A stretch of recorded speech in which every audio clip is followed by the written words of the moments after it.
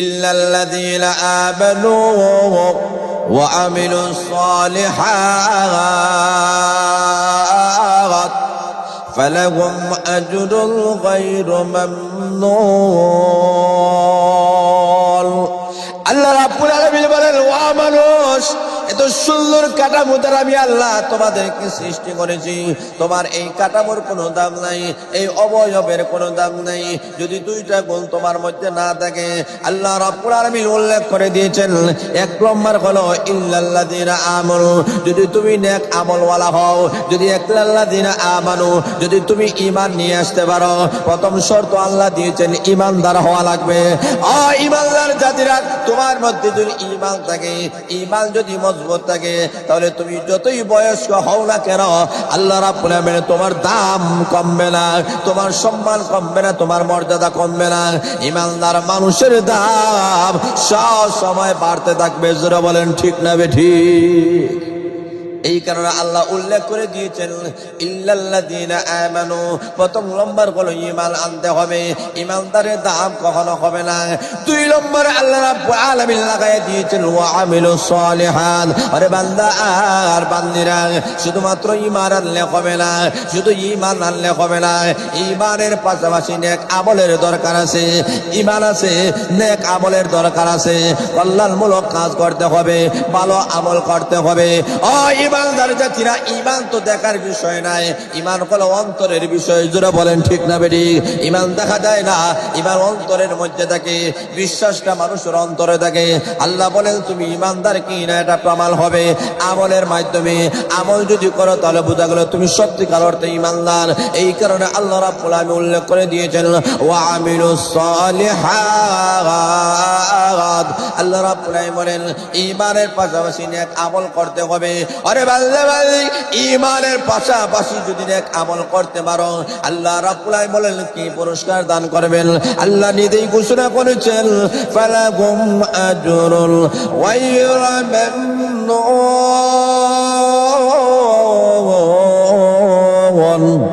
আল্লাহ রাব্বুল আলামিন বলেন আমি মহান আল্লাহ ঈমান এবং নেক আমলের কারণে তোমাদেরকে অপুরন্ত নিয়ামত আমি আল্লাহ দান করব। জোরে বলেন সুবহানাল্লাহ। ওয়াত-তিনি ওয়াজ-যাইতুন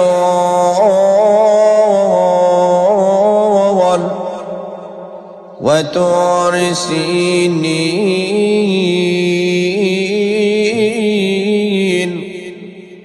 وهذا البلد الأمين।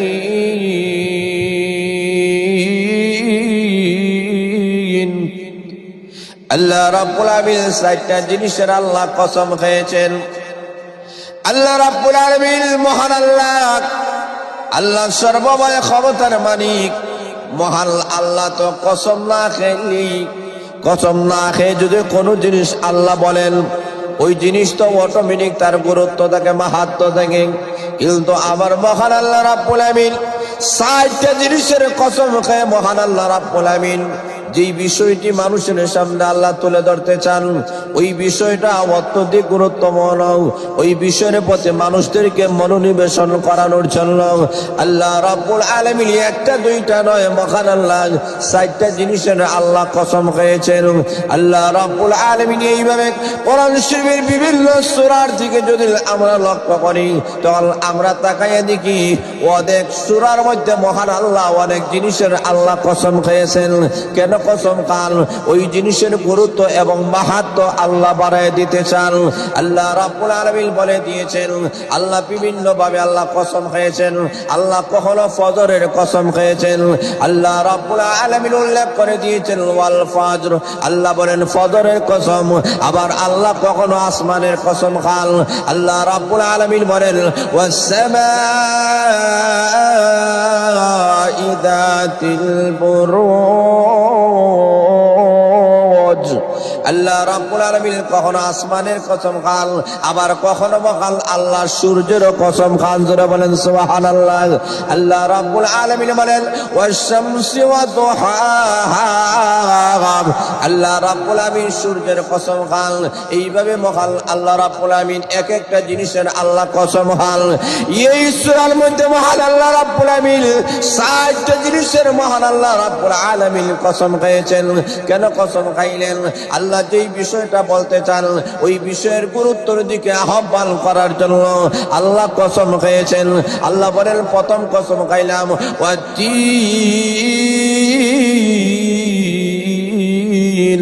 আল্লাহ রাব্বুল আলামিন বলেন ও দুনিয়ার মানুষেরা আমি মহান আল্লাহ তিনের কসম খাইলাম।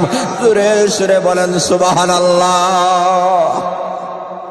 এখনো শুনবায় আল্লাহ রাব্বুল আলামিন এই সূরার নাম লিপিবদ্ধ করেছেন সূরাতুত তিন। তিন মানে ফল। কথা বলেন ঠিক না বেঠিক? একটা ফলের নামে আল্লাহ একটা সূরা লিপিবদ্ধ করেছেন। আল্লাহ রাব্বুল আলামিন 114টি সূরা আল্লাহ রাব্বুল আলামিন যে নাযিল করেছেন, এক এক সূরার এক এক নাম আছে। জোরে বলেন ঠিক না বেঠিক? কোন সূরার নাম আছে মানুষের নামে সূরা। জোরে বলেন আছে কি নাই? কথা বলেন আছে কি নাই? আল্লাহ রাব্বুল আলামিন সূরা নাস আল্লাহ নাযিল করলেন, মানুষের নামে সূরা আছে। ওই মানুষগুলো আবার তিন প্রকার। কোন মানুষ আছে মুমিন, কোন মানুষ আছেন বেঈমান কাফির, কোন মানুষ আছে মুনাফিক। মানুষ হলো তিন শ্রেণীর। আল্লাহ রাব্বুল আলামিন বলেন তিন শ্রেণীর নামে আমি আল্লাহ তিনটা সূরা নাযিল করে দিয়েছি। সূরা মুমিনুন নামে একটা সূরা আছে কি নাই? জোরে বলেন আছে কি নাই? কাফিরুন নামে সূরা আছে কি নাই? মুনাফিক নামে সূরা আছে কি নাই? আল্লাহ রাব্বুল আলামিন বলেন মানুষের মধ্যে যে তিনটা শ্রেণী আছে ওই তিন শ্রেণীর নামে আমি আল্লাহ সূরা নাযিল করেছি। ঠিক তেমনি ভাবে এই পৃথিবীর মধ্যে আমি আল্লাহ যত মাখলুকাত গুলো আমি আল্লাহ সৃষ্টি করেছি, যত প্রাণীগুলা সৃষ্টি করেছি তাদের নামেও সূরা আছে। প্রাণীদের মধ্যে সবচেয়ে ছোট যেই প্রাণী, এই প্রাণীর নাম হলো পিঁপড়া। পিঁপড়ার নামেও আল্লাহ সূরা নাযিল করেছেন। বলেন ঠিক না বেঠিক? সূরা নামল নামে একটা সূরা আল্লাহ নাযিল করেছেন। আল্লাহ বলেন ছোট পিঁপড়াকেও আমি আহকামুল হাকিমিন আমি আল্লাহ জানি নাই। এখন প্রাণীদের মধ্যে বড় প্রাণী যার নাম হলো হাতি। আল্লাহ রাব্বুল আলামিন বলেন হাতির নামও আমি আল্লাহ জানি নাই। আমি আল্লাহ হাতির নামেও সূরা নাযিল করেছি, যেটাকে সূরাতুল ফিল বলা হয়। কথা বলেন ঠিক না বেঠিক? আল্লাহ রাব্বুল আলামিন মাকড়সার নামে আল্লাহ সূরা নাযিল করেছেন। আল্লাহ রাব্বুল আলামিন গাভীর নামেও সূরা নাযিল করেছেন। যারা বলেন ঠিক না বেঠিক? আল্লাহ রাব্বুল আলামিন সূরাতুল বাকারা নাযিল করেছেন গাভীর নামে।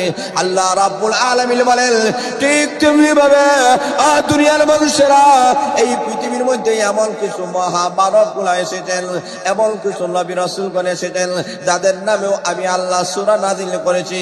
ইব্রাহিম নবীর নামে সূরা আছে, হুদ নবীর নামে সূরা আছে। যারা বলেন ঠিক না বেঠিক? আল্লাহ রাব্বুল আলামিন ডাক দিয়ে বলতেছেন নবীদের নামে আমি আল্লাহ সূরা লিপিবদ্ধ করেছি। ঠিক তেমনি ভাবে অনেক মহিলারা প্রশ্ন করতে পারেন হুজুর পুরুষদের নামে আল্লাহ সূরা লিপিবদ্ধ করলেন, তাহলে কি আমাদের কোনো দাম নাই? আমাদের কি কোনো সম্মান নাই?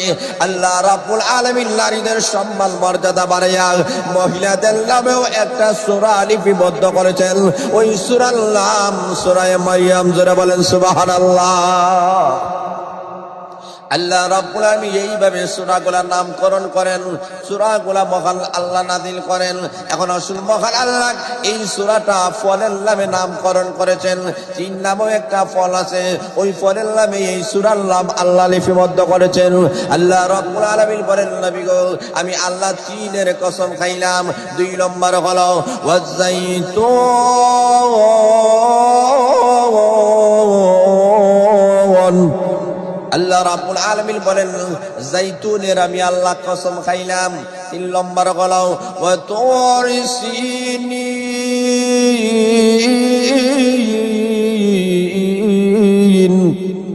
আল্লাহ রাব্বুল আলামিন বলেন তুরে সাইনার কসম খাইলাম। 4 নম্বর হলো ওয়া হাযাল বালাদিল আমিন।